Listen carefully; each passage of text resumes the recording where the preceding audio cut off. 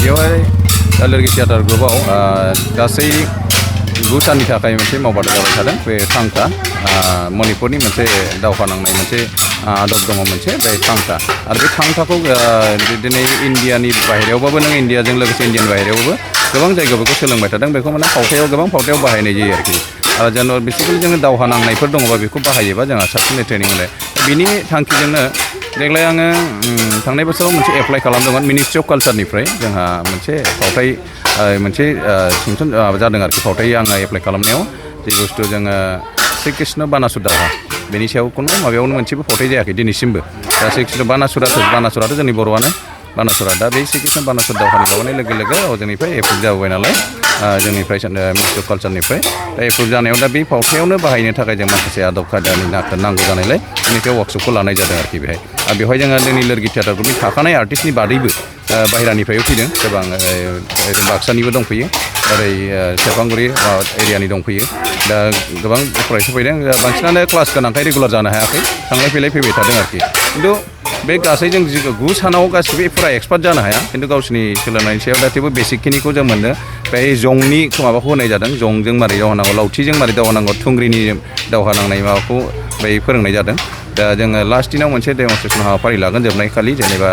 24आव जोबगोन 24 खालि लागोन जों बेवहाय दा बेखौ बयबोखौबो फैनानै नायनो थाखाय खावलायबाय सोरबा गोसो गोनां आरो बे फैबाय थानाय फावथायनि थाखाय जोङो एक्टर सायख'नो थाखाय जों फावगिरिफोर सानैसो सायख'नो थाखाय जों अडिसन लानाय जागोन बेखौ जों फोसावनाय जासिगोन बावैसो उनावनो बेहाय बाहागो लाफैनो हागोन मानो होनबा मोनसे जारिमिनारि फावथाय बियो जारिमिनारि फावथाय जानो थांगासिनो दं आरो बेखौ आंनि मिथिनायाव बिनि सायाव दासिमबो इन्डिया लेभेलावनो खुनु मोनसे फावथाय जानायखौ नुनो मोनाखै बारा आरोखि दा बेनिखायनो मोनसे मोजां रेसपन्स मोनगोनखौ मोनदों बेखौ आंनो लिरदों आरो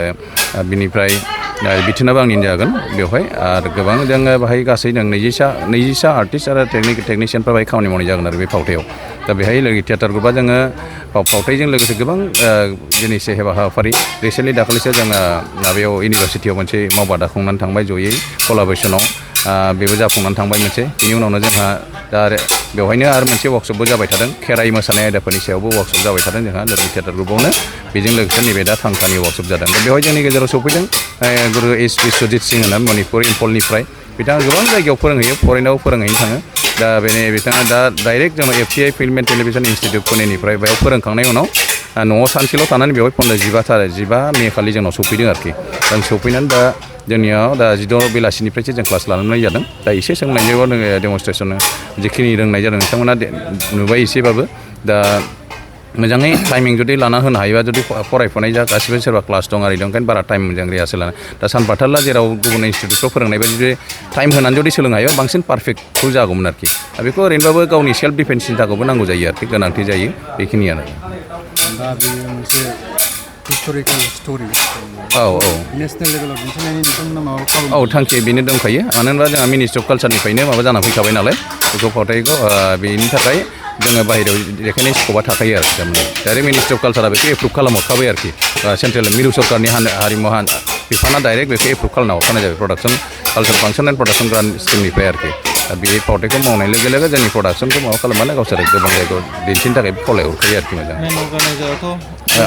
लोरगि थियाटार ग्रुपआनो लोरगि थियाटार ग्रुपनिफ्रायनो खालामनाय जादों जोङो सिगांनिफ्रायनो आरो जों फार्स्ट टाइम गोबां गुबुनखौ बुङै फोरोंहरनानै एप्लाइ खालामहोदोंबाबो देग्लायसो फार्स्ट टाइम एप्लाइ खालामजेननाय लोगो लोगो सेलेक्सन जादों आरोखि मोजाङै जों बेखौहाय जोंहा मोनसे प्रडाक्सन ग्रान्ट मिनिस्ट्रिनिफ्राय मोनसे प्रजेक्टआ एप्रुभ जादों दा बानासुरा श्री कृष्णनि सायावहाय दा बेखौ बिथा खालामनानै जोङो दा दिनैनि नैबे थांखा वार्कशप जा बेखौहाय लाबाय दङ मानो होनबा बेवहाय जोंहा जा श्री कृष्णनि सायावहाय जा मोनसे जे प्रडाक्सन जागोन बे प्रडाक्सनाव जोंहा माखासे दानलायनाय सोलायनाय जेनेबा बै मोदाय मोदायजोफोरनि बेफोर थागोन नालाय दा जों बेखौ बिथा खालामनानै दानिफ्रायनो प्रिपारेसन खालामगासिनो दं आरो जायनि थाखाय जोङो दा मणिपुरनिफ्राय गुरु बिश्वजित सारखौहाय लिंहरनानै दिनैनि बे वार्कशपखौहाय लानाय जादों आरो बियो दा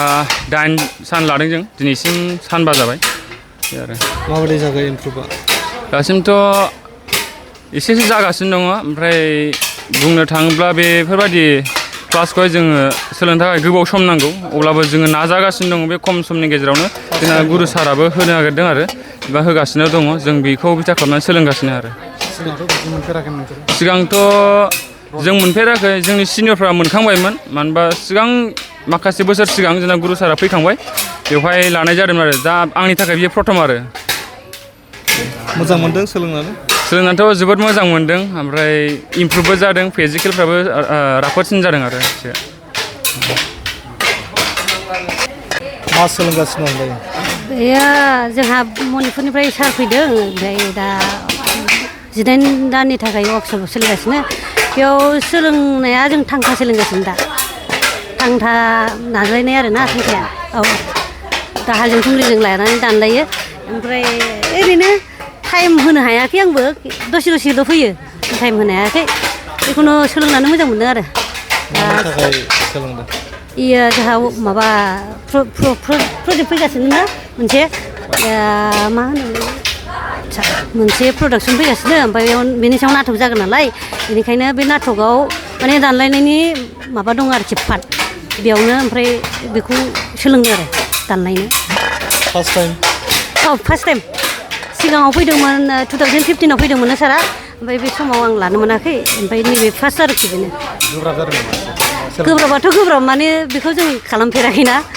बेनो फार्स्ट नालाय ओमफ्राय बानायनानै मोजां मोनदों खिन्थु बिराद माबा नांगौ जस नांगौ नङाबा जाया एसेनोसै।